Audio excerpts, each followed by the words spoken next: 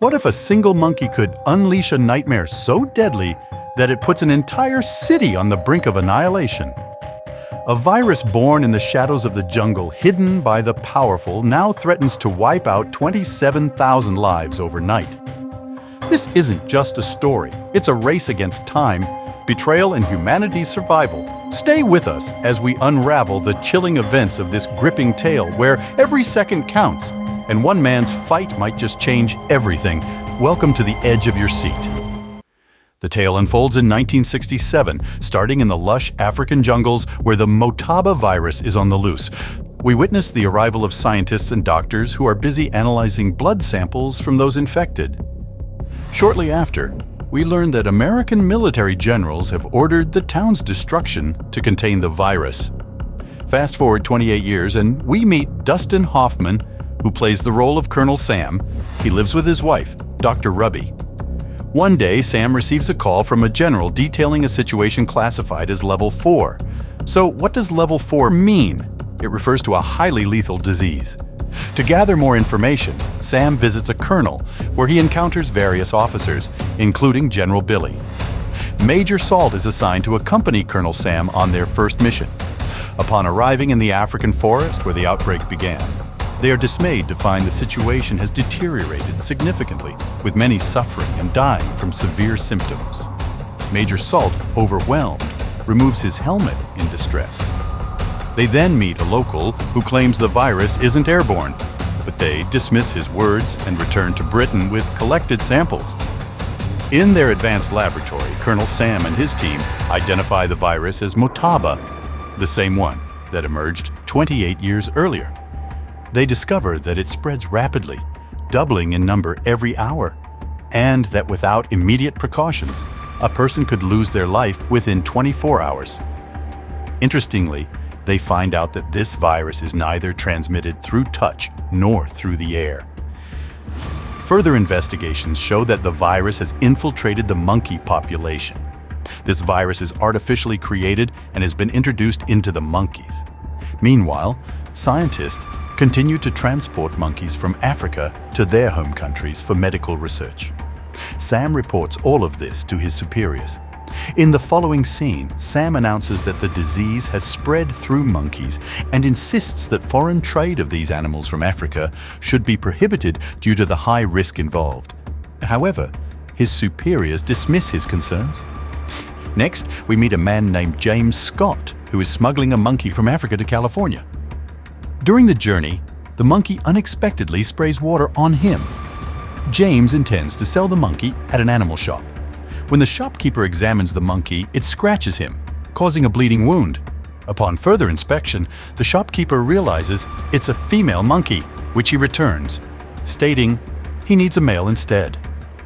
The monkey holds a banana, which another monkey snatches away. This incident indicates that the virus could spread to Scott, the shopkeeper, and the other monkey that took the banana. When the monkey remains unsold, Scott releases it into a nearby forest before preparing to leave for Boston. On the plane, he starts feeling unwell, and upon arriving in Boston, he collapses at the airport after greeting his friend. Meanwhile, the shopkeeper who wanted to buy the monkey is admitted to the hospital in critical condition after vomiting blood. A lab assistant tests his blood, accidentally getting some on his face, and the shopkeeper checks himself into the hospital, remaining hopeful for a quick recovery. In the next scene, we are introduced to Ruby, the wife of Colonel Sam. She works as a doctor. Ruby, who knows about Scott, hurries to see him, but unfortunately he has already passed away by the time she arrives. During the post-mortem examination, she discovers that his body is completely filled with water, which presents a rare case for her. She discusses this unusual finding with her husband, Sam, and mentions that if they encounter another similar case within 24 hours, they will issue a high alert. Meanwhile, we see the same lab assistant going to the movies with a friend. He is feeling unwell and has a persistent cough, which leads to the spread of a virus to others around him. Despite his worsening condition, he dismisses it as just a simple cough. When he steps outside for a drink, he collapses and is taken to the hospital. Both Scott and the lab assistant are infected, and soon, more people begin to show symptoms. The disease is spreading rapidly. Ruby and her team visit hospitals where the majority of cases are reported. At the same time, Colonel Sam arrives in California, which is experiencing the highest infection rates. We also see Brigadier General Billy Ford in conversation with a colleague who suggests that the only way to contain the virus is to destroy California to prevent it from spreading to other cities. However, Billy insists on rescuing everyone. Following this discussion, the U.S. Army surrounds California, preventing anyone from entering or leaving the city. In a meeting, Sam and Ruby learned that the virus can also be transmitted through the air, as one person became infected despite being far from those who were sick. After conducting various experiments, the team concludes that the virus is airborne and has also been transmitted by animals. The situation in the city worsens, leading to chaos as some people attempt to flee. The army intervenes, enforcing a quarantine to isolate infected individuals and those suspected of being infected, in an effort to control the outbreak, in addition to other cities potentially saving themselves. We observe Ruby visiting a store that has been infected, where she finds an infected monkey that she brings in for a checkup. The examination reveals that the monkey lacks antibodies capable of fighting the virus. To combat this outbreak, General Billy Ford opts for the E1101 serum, the same treatment used 28 years ago when a similar disease emerged.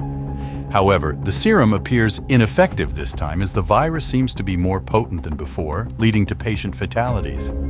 Sam takes the serum to a lab for further testing. He hands it over to his colleague, Major Salt, requesting him to analyze it and administer it to the monkey. Major Salt proceeds to give the serum to the infected monkey as well. Meanwhile, the U.S. Army issues a public announcement urging anyone experiencing flu-like symptoms to hang a white cloth outside their home. They will then come to collect those individuals for treatment. The media covers these developments extensively. Concurrently, Ashilu Sam's partner, Casey, is conducting experiments in the lab when his protective suit accidentally tears, putting him at risk of exposure to the virus. He keeps this incident to himself. On another front, the U.S. President is in a meeting with a general who has advised General Ford to consider destroying California. The general seeks and receives authorization from the President to proceed with this drastic measure, believing it necessary to prevent the disease from spreading to other cities. This decision weighs heavily as it involves sacrificing the lives of 27,000 Californians to protect millions. In the midst of this, Call, Sam and Ruby have a conversation and suddenly spot the previously infected monkey, now lively and playing Dot. They were thrilled to observe that after a brief experiment, the serum E1101 administered to a monkey appeared to be the antidote for the disease. This was the same serum developed to treat individuals in Africa. However, the virus had spread significantly in California, affecting only a limited number of people. Unfortunately, the antidote proved ineffective, leading to tragic fatalities. Meanwhile, Casey, who was in the lab with a torn suit, suffered a heart attack and was rushed to a nearby hospital by his colleagues. During this time, Ruby was also exposed to the virus while receiving an injection, as Casey had kept his own infection a secret. Now, both Casey and Ruby were infected. In the next scene, Sam visits Billy Ford, who reveals that the U.S. President plans to bomb all of California that night. Billy recounts how the biological weapon was initially unleashed among the African population. Tragically, Casey is no longer alive. Sam devises a plan to create an effective antidote by combining the antibody from an African monkey with the existing serum. After extensive research, they discover that a monkey has been smuggled and is hiding in a nearby forest.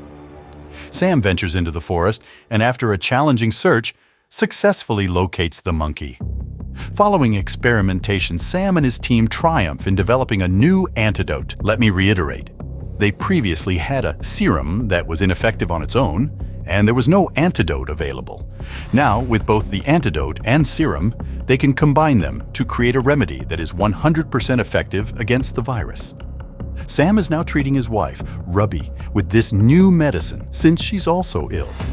As they monitor her condition, they see her gradually recover, indicating that they have successfully developed a medicine to combat the virus. The time is now 7:45, as a plane is scheduled to attack California by dropping a bomb at 8. Both Salt and Sam board a helicopter to prevent this from happening. Sam contacts the pilot and orders him not to drop the bomb, but the pilot refuses to comply. General Billy intervenes and stops the pilot from bombing the city. Meanwhile, a general who misled the president by claiming there was no serum or antidote for the epidemic is arrested by General Billy. In reality, their research was progressing well and the serum was ready.